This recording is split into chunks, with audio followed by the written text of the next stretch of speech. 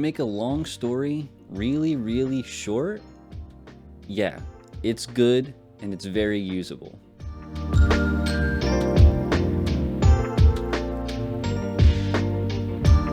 I shoot with the Sony FX6, so I find myself using 12,800 ISO a lot. It is a really nice tool to have in a camera because when you're in those situations where light isn't as abundant as it might be at other times, being able to be that sensitive to light really goes a long way. 12,800 does have more noise, and you can notice it. It's definitely there. However, it's not the same kind of digital video noise that you might think of. It's not discolored. It doesn't lose sharpness.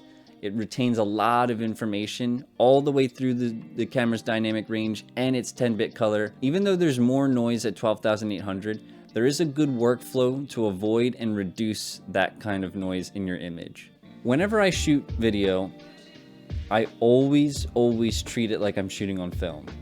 That means that the sensitivity of my camera on film, the stock is you buy it at a certain sensitivity. There's no way to change it when you start shooting. So when I shoot digital, I do the same thing. I'm either shooting at 800 or I'm shooting at 12,800. And at least on the Sony FX6 and the FX3 and the A7S III, you get two options there.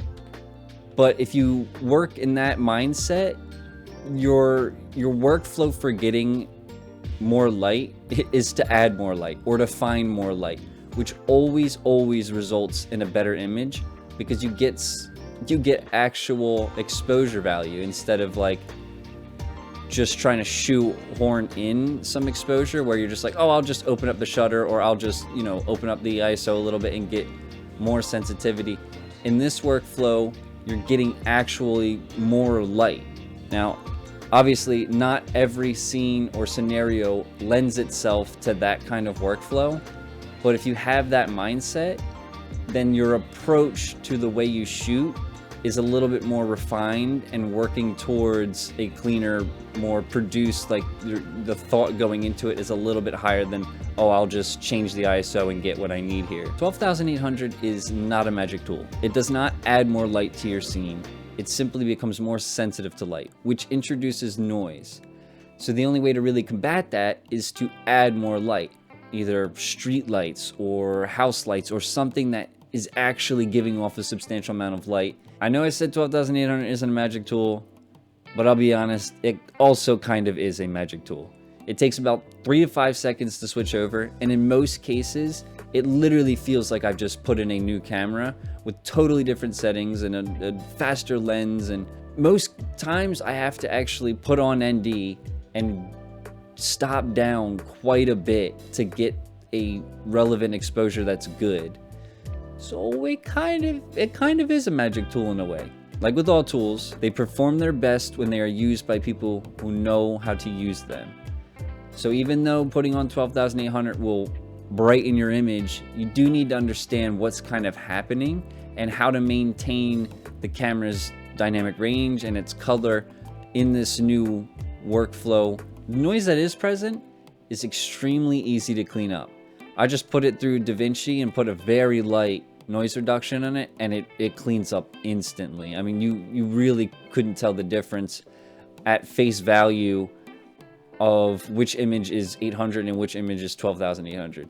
It is quite impressive.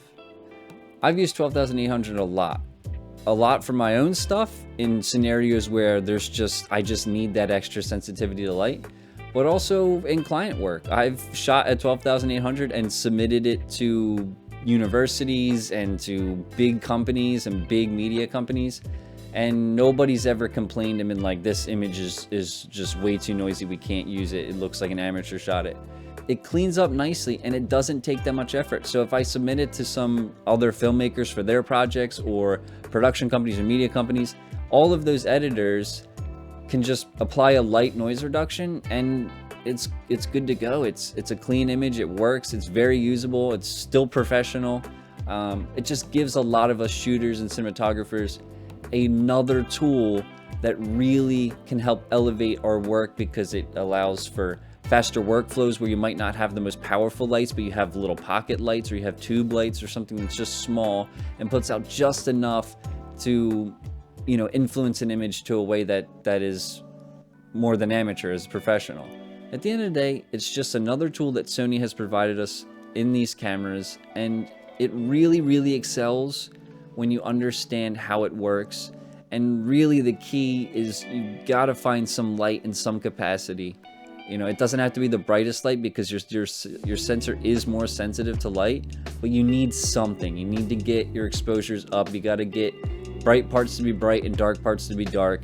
If you can do that and balance it well, 12,800 is more than usable, and it is very good.